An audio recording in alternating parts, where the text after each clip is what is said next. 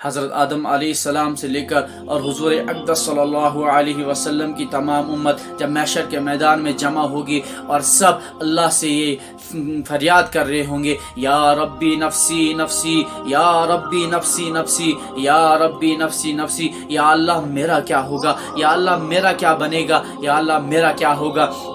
یا اللہ میرا کیا بنے گا۔ سب کہہ رہے ہوں گے، اپنے آپ کی فکر کر رہے ہوں گے۔ حضرت آدم علیہ السلام کہہ رہے ہوں گے یا ربی نفسی نفسی، حضرت نوح علیہ السلام کہہ رہے ہوں گے یا ربی نفسی نفسی، حضرت ادریس علیہ السلام کہہ رہے ہوں گے یا ربی نفسی نفسی، حضرت نوح علیہ السلام کہہ رہے ہوں گے یا ربی نفسی نفسی، تمام نبی کہہ رہے ہوں گے یا ربی نفسی نفسی، تمام انسان کہہ رہے ہوں گے یا ربی نفسی نفسی، یا اللہ میرا کیا بنے گا، یا اللہ میرا کیا حال ہوگا۔ لیکن ایک آواز آئے گی، یا ربی امتی امتی، یا ربی امتی امتی، یا ربی امتی امتی۔ سب یہ لوگ کہیں گے کہ آواز کس کی ہے، اور جو اپنے آپ کی نہیں بلکہ اپنی امت کی فکر کر رہا ہے، اپنے رب سے اپنی امت کے بارے میں کہہ رہا ہے۔ اور جب سب لوگ اس آواز کی طرف دیکھیں گے اور میرے اور آپ کے حضور اقدس صلی اللہ علیہ وسلم ہاتھ پھیلائے ہوں گے اور آنکھوں سے آنسو جاری ہوں گے اور اللہ اپنے رب سے کہہ رہے ہوں گے، یا ربی امتی امتی، یا ربی امتی امتی، یا ربی امتی امتی، یا اللہ میری امت کا کیا ہوگا، یا اللہ میری امت کا کیا بنے گا، یا اللہ میری امت کا کیا ہوگا، یا اللہ میری امت کا کیا بنے گا۔ کون سی امت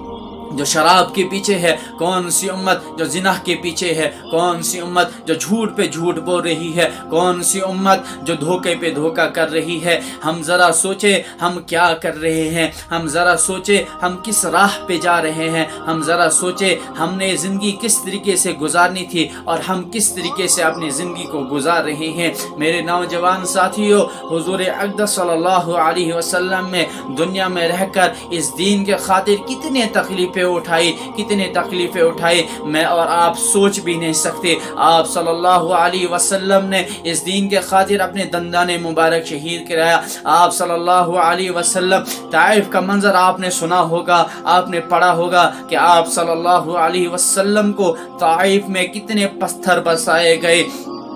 بچوں نے کتنے پتھر آپ صلی اللہ علیہ وسلم کے اوپر پتھر برسائے گئے، اور آپ صلی اللہ علیہ وسلم کی جسم مبارک سے اتنا خون نکلا، اتنا خون نکلا کہ آپ صلی اللہ علیہ وسلم کے پیر مبارک تک پہنچ گیا، اور آپ کی جوتی آپ صلی اللہ علیہ وسلم کے پیروں سے چپک گئی۔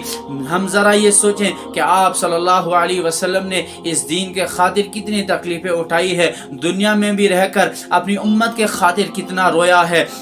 راتوں کو اٹھ کر اپنی امت کے خاطر کتنا رویا ہے، سجدے کتنے لمبے کیے ہیں اپنی امت کے خاطر، اپنی امت کے خاطر اپنے رب سے مانگا ہے کہ یا اللہ میری امت، یا اللہ میری امت، یا اللہ میری امت۔ لیکن ہم ذرا سوچیں کہ ہم نے حضور اقدس صلی اللہ علیہ وسلم کی طریقے کے مطابق اپنی زندگی گزاری ہے یا نہیں ہے۔ ہم نے آپ صلی اللہ علیہ وسلم کی سنتوں کو اپنانا چھوڑ دیا ہے، ہم نے آپ صلی اللہ علیہ وسلم کی طریقے کے مطابق زندگی گزارنا چھوڑ دیا ہے۔ میرے نوجوان ساتھیوں، ہم ذرا غور کریں کہ ہم اگر دنیا میں رہ کر اللہ رب العزت کے حکم کے مطابق اور حضور اقدس صلی اللہ علیہ وسلم کے طریقے کے مطابق ہم اپنی زندگی کو گزاریں گے، انشاءاللہ ہم دنیا میں بھی کامیاب ہیں اور آخرت میں بھی کامیاب ہیں۔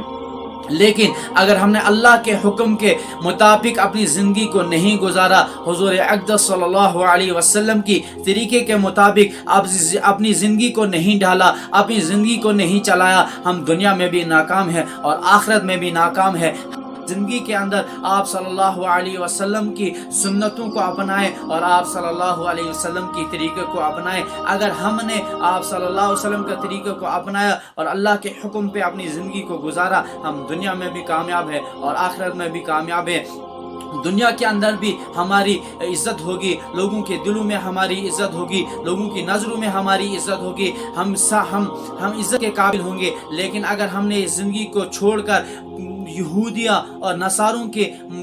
زندگی گزارے، ہم دنیا میں بھی ناکام ہوں گے اور آخرت میں بھی ناکام ہوں گے۔ مجھے امید ہے کہ اللہ رب العزت مجھے اور آپ سب کو کہنے سننے سے زیادہ عمل کرنے کی توفیق عطا فرمائے۔ وما علینا الا البلاغ۔